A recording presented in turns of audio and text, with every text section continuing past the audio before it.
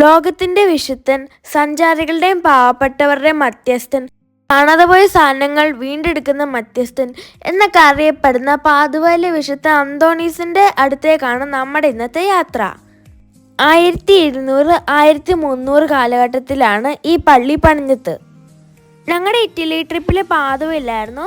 ഞങ്ങൾക്ക് അന്തോണീസ് പുണ്യാളനെ ഇഷ്ടമായതുകൊണ്ട് ഞങ്ങൾ പോകാമെന്ന് വിചാരിച്ചു. അത് മാത്രമല്ല, മമ്മിയുടെ ഇടവക പള്ളിയിലെ മധ്യസ്ഥനും കൂടെയാണ് അന്തോണീസ് പുണ്യാളൻ. ഞങ്ങൾക്ക് അന്തോണീസ് പുണ്യാളനെ ഭയങ്കര ഇഷ്ടമാണ്. അതിനൊരു കാരണമുണ്ട്. ഞങ്ങൾ കുഞ്ഞായിരുന്നപ്പോൾ ഞങ്ങൾക്ക് എല്ലാ മാസവും ഗോൾഡ് നഷ്ടപ്പെട്ടുമായിരുന്നു. അപ്പോൾ ഞങ്ങൾ അന്തോണീസ് പുണ്യാളനെ പോയി നേർച്ചയിട്ട് കഴിയുമ്പോഴത്തേക്ക് അത് തിരിച്ചു കിട്ടുമായിരുന്നു. ഇവിടെയാണ് വിശുദ്ധ അന്തോണീസിന്റെ ശവകുടീരം ഉള്ളത്.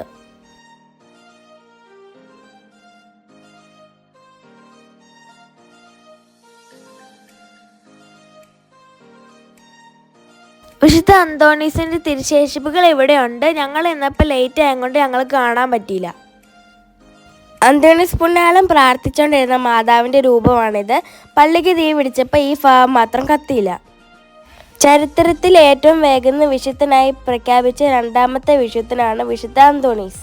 വിശുദ്ധ അന്തോണീസ് മരിക്കുന്നതിന് മുമ്പ് എല്ലാവർക്കും അറിയായിരുന്നു അദ്ദേഹം ഒരു വിശുദ്ധനാകുമെന്ന്. ഞങ്ങളുടെ ഇറ്റലി ട്രിപ്പ് ഇതോടെ തീർന്നു. ഞങ്ങൾ തിരിച്ച് ജർമ്മനിലോട്ട് പോവാണ്. പക്ഷെ ഞങ്ങൾക്ക് സന്തോഷമുണ്ട്. കാരണം ഞങ്ങൾക്ക് ഒത്തിരി വിശുദ്ധന്മാരെ കാണാൻ പറ്റി, വിശുദ്ധ സാധനങ്ങൾ കാണാൻ പറ്റി, വത്തിക്കാൻ പള്ളി കാണാൻ പറ്റി.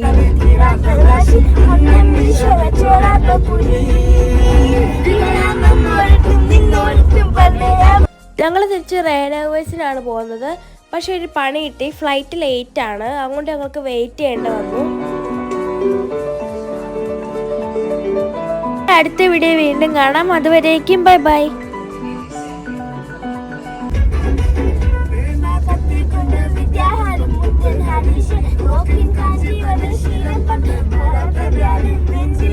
Country,